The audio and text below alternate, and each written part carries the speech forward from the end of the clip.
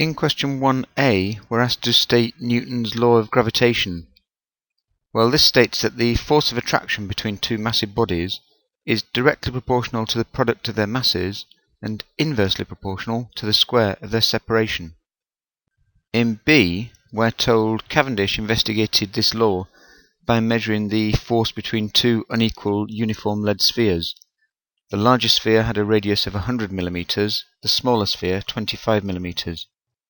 In part 1, we're given the mass of the smaller sphere at 0.74 kilograms, and we need to show the mass of the larger sphere is around 47 kilograms, given the density of lead at 11.3 times 10 to the 3 kilograms per cubic meter. Well, mass is density times volume, and the volume of a sphere is 4/3 times pi times the radius cubed.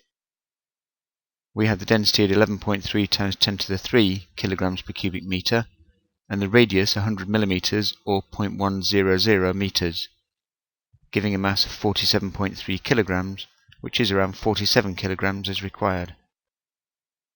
In part 2, we need to find the gravitational force between them when their surfaces are in contact.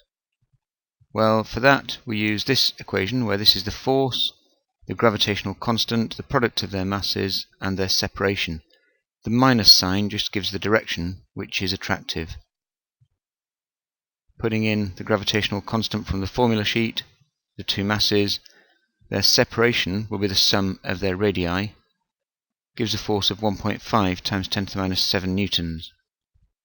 In C, we need to describe and explain the effect on the previous calculation of doubling the radii of both spheres. Well, doubling the radius would give 8 times the mass, as mass is directly proportional to the radius cubed. Force is directly proportional to the product of the masses, so it would increase by a factor of 8 times 8, which is 64 times.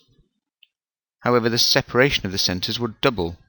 This reduces the force by a factor of 4, as force is inversely proportional to the separation squared.